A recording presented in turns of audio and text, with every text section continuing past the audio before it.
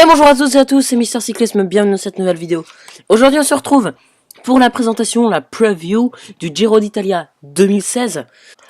On va commencer par quelques chiffres sur ce Giro et c'est 3383 km à parcourir pour les coureurs. On aura aussi 3 chronos, dont un en montagne. On aura 7 étapes de sprint, 7 étapes de moyenne montagne et 4 étapes de haute montagne. Mais vous verrez que c'est un Giro quand même très plat. Bon allez, avant de s'intéresser aux étapes en détail, on va tout de suite s'intéresser des coureurs engagés. Je tiens à dire qu'on est 28 jours avant le Giro et les start lists officielles ne sont pas sorties. Si vous avez des informations sur certains coureurs engagés, n'hésitez pas à le mettre en commentaire. Mais en tout cas, sur les différents sites où j'ai pu voir, il y a pas beaucoup de choix. On voit que quelques coureurs par équipe. On va commencer par la Trek Segafredo de Julian Arredondo Moreno. Donc ce sera sans doute le leader. On aura aussi Jack Bobridge et Fabian Cancellara pour un dernier coup de panache. Ryder Hijndal, lui aussi sans doute leader. Et Giacomo Nizzolo et Boy Van Poppel pour le sprint. La Tinkoff avec Jasper Hansen, Rafa Majka le leader. Jay McCarthy, l'Australien 8ème du Down Under cette année. On aura Pavel Polanski et Matteo Tossato. Pour la Team Sky, on aura Jan Boswell, Sergio Henao et Benat Ingzosti, ainsi que Christian Niz, Leopold Koning et Michael Landa pour la montagne. Au niveau du sprint, on a engagé l'Italien Elia Viviani et du contre-la-montre, le champion du monde en titre, Vasil Kiryenka. La Team Lotto Enel Jumbo, qui a engagé son puncher Enrico Bataglins, ainsi que son grimpeur Steven Kruijswijk. On aura aussi Martin Challengey, Bram Tankink, Primoz Roglic, Martin Keizer et Victor Kampenaerts. La Team Katusha, essentiellement composée de Russes, avec le leader Ilnur Zakarin, 3ème du Paris-Nice 2016. On aura aussi le sprinter Alexei Tsasevich, le lieutenant d'Ilnur Ren Taramae, Alexandre Porsev, le rouleur Sergei Lagoutin, Vyacheslav Kuznetsov et Pavel Kochetkov. La Team Giant Alpecin, emmenée par son leader Tom Dumoulin, 6ème de la dernière Vuelta, le rouleur néerlandais qui s'est découvert une passion pour la montagne et les vallons. On aura aussi Nikias Arn, le sprinter, et Chadaga. Alors avec les Green Edge, celui qui a brillé sur la dernière Volta, Johan Esteban Chavez Rubio. On aura aussi le jeune et talentueux Australien Caleb Ewan, emmené sans doute par Luka Mezgec. On aura aussi Ruben Plaza Molina, vainqueur d'une étape sur le dernier Tour de France, on s'en rappelle, c'était la 16ème. Et Amets Churuka, l'ancien coureur de la Cara Rural. À la Movistar, on a emmené une grosse équipe puisqu'on aura quand même José Joaquín Rojas, le sprinter, ainsi que le frère de Nairo, Dyer Quintana. On aura aussi José Herrada, André Amador, Alejandro Valverde Belmonte. Au niveau de la Lotto Soudal, on a mis le point fort sur le punch et le sprint avec André Greipel, Maxime Montfort et Tim Willems. On n'oubliera pas Adam Hansen qui, je crois, engage son 14e grand tour d'affilée. La Lampre Merida des deux sprinteurs italiens Davide Cimolai et Sacha Modolo, accompagnés par les punchers Simone Petighi et Diego Ulissi, on aura pour les accompagner Matej Maoric et Valerio Conti. La Yam Cycling, je suis au courant qu'il n'y a qu'un seul coureur dans cette équipe pour l'instant de surengagé, c'est Matteo Pellucchi, le sprinter italien qui essayera de briller sur ses terres. La Française des Jeux qui a engagé son leader Alexandre Geniez, qui a fait 8ème du dernier Giro et 13ème du Giro 2014. On voit que c'est une course qu'il affectionne particulièrement. La jeune recrue de cet hiver, vainqueur des 4 jours de Dunkerque, Ignatius Konovalovas. Daniel Hulgaard, le Norvégien, sera là pour l'aider. Sans oublier le sprinter récemment vainqueur de Milan-San Remo, Arnaud Démare, emmené par son poisson pilote Michael Delage. La ATX Quick Step de Marcel Kittel qui sera là sur les routes italiennes. On voit un gros plateau pour le sprint. On aura aussi en montagne Gianluca Brambilla et pour ce qui est contre la montre, le jeune prodige Bob Jungels. À la dimension data, une belle équipe avec Christian Sbaragli, Igor Anton pour le vallon. En montagne, on a décidé de choisir la jeunesse avec Meraoui Kudus et pourquoi pas Omar Frey, vainqueur du maillot à poids de la Volta 2015. Et on aura aussi Jim Zungexo, le sud-africain. À la Cannondale Pro Cycling Team, on a mis l'accent sur Rigoberto Urán.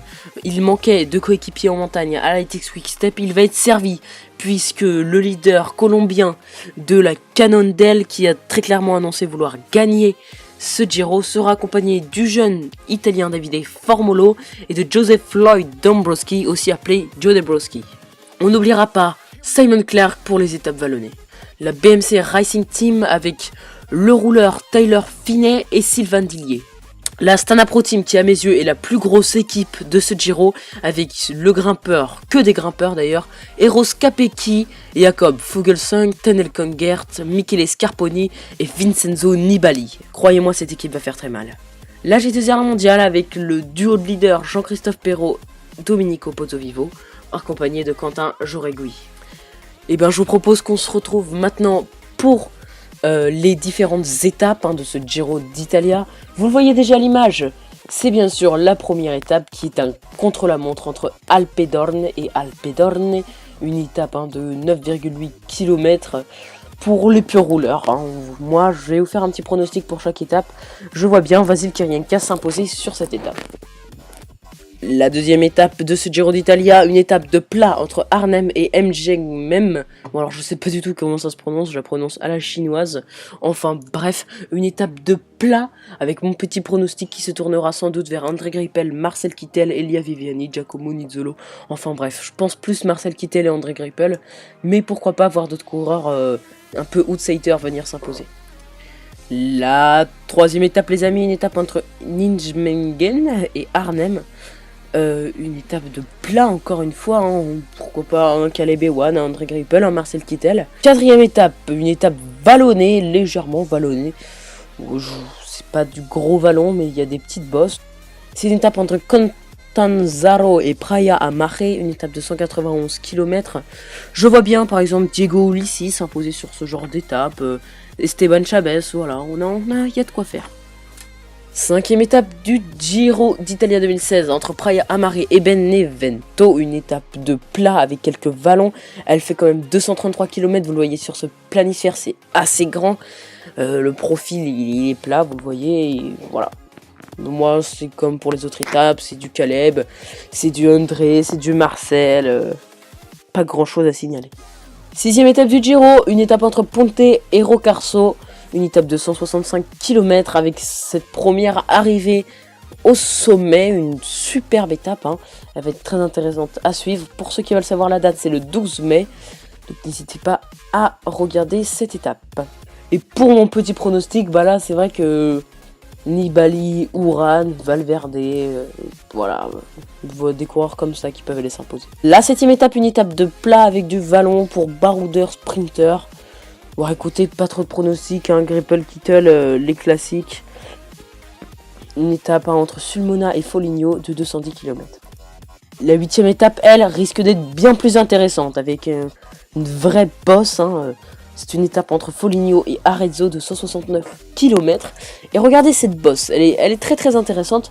Je pense qu'il y a de grandes choses à faire. Je vois bien Valverde s'imposer sur ce genre d'étape. Neuvième étape, et pas des moindres, puisque c'est un contre-la-montre entre Chianti et Chianti. Un vrai contre-la-montre vallonné. C'est une superbe étape. Je vois bien Fabian Cancellara ou Tom Dumoulin s'imposer sur cette étape.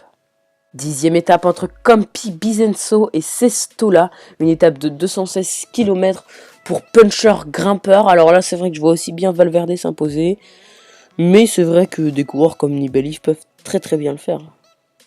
11e étape de ce Giro entre Modena et Asolo, une étape de 212 km de plat avec un petit vallon et elle ressemble beaucoup à la 2 ou la 3e étape, je ne me rappelle plus. C'est clair qu'un sprinter qui passe bien les bosses, un Caleb Ewan très puissant dans les côtes, j'ai pas trop de pronostics là-dessus, je sais pas trop quoi vous dire. 12e étape du Giro, une étape entre Noale et Bibione, une étape de 168 km de plat, tout ce qui est de plus classique. Vous connaissez les sprinters engagés, Nizzolo, Greipel et Viviani, Pelucchi, Kittel, Ewan, voilà quoi. 13e étape du Giro entre Palmanova et Cividale del Friuli, une étape de vallon montagne, moyenne montagne, franchement une superbe étape. Nibali est totalement capable de s'imposer sur ces étapes avec des descentes. Il ressemble beaucoup au Tour de Lombardie et je pense que Nibali, qui s'était imposé les dernières sur ce style d'étape, peut aller la chercher cette année. Alpago et Corvara seront les deux villes clés de la 14e étape qui fait 210 km, une étape de montagne, de moyenne montagne si ce n'est de haute. Une superbe étape, encore une fois, je mets une petite pièce sur Nibali avec ses descentes. Ça peut être pas mal pour lui, mais encore une fois, les bons grimpeurs doivent être encore dans les favoris, donc Valverde, Uran. 15e étape et pas des moindres, une étape entre Castelrotto et Castelroute, une étape de 10,8 km. Oh là là là là, un chrono en montagne, eh oui, un superbe chrono en montagne qui se terminera à l'Alpe des Suissi. Superbe col, là franchement je peux pas vous dire qui va s'imposer dessus, je pense que c'est trop dur pour Tom Dumoulin. Je pense que Uran a la capacité d'aller chercher, ou Nibali, ou ouais, les bons grimpeurs de toute façon. 16e étape du Giro entre Bressanone et Brixen et Andalo. Brixen et Andalo, pardon. Une arrivée en altitude de haute montagne, on peut le dire, hein, avec cette Andalo. Hein, je n'ai pas les derniers kilomètres de cette étape. Mais en tout cas, c'est une superbe arrivée, je trouve. Elle est vraiment cool. Je pense que là, c'est Valverde, Uran, des coureurs comme ça, Nibali, qui peuvent aller s'imposer comme sur toutes les étapes de montagne. 17e étape, une étape de plat entre Molveno et Cassana Dada, une étape de 196 km. Encore une fois, les sprinteurs, hein, vous connaissez, Greipel, Kittel, etc. 18e étape entre Moggio et Pinerolo, une étape de vallon pour des coureurs comme Valverde, hein, qu'on a vu gagner de très grandes courses des classiques ardennaises l'année dernière. Donc je pense qu'elle fait 234 km, vous le voyez hein, maintenant sur ce petit planisphère, elle est très très longue. Mais il y a moyen pour un bon coureur d'aller la chercher. Et étape 19, une étape qui va passer par notre pays chéri, la France, pour venir s'arrêter à Risoul, une étape entre Pinerolo et Risoul, comme je viens de le dire. Risoul, théâtre d'une arrivée en altitude, pendant le Tour de France 2014, Grenoble-Risoul, superbe étape, remportée par, si je me rappelle bien, Nibali. En tout cas, une superbe étape en perspective, avec ce Risoul impressionnant. Je pense que là, c'est des grands coureurs qui peuvent aller s'imposer. Je sais que Nibali connaît très bien cette montée. Il y a des chances pour qu'il aille la chercher. L'étape qui fera l'office d'un juge de paix entre Guy Estrée et Santana di Vanadio, c'est la 20e étape et l'avant-dernière de ce Giro. Elle aura lieu le 28 mai, samedi 28 mai. Je compte sur vous pour aller la regarder parce que ça va être très intéressant. Voici l'enchaînement de côtes, très très très impressionnant. Je pense que Nibali, là, c'est le grand favori.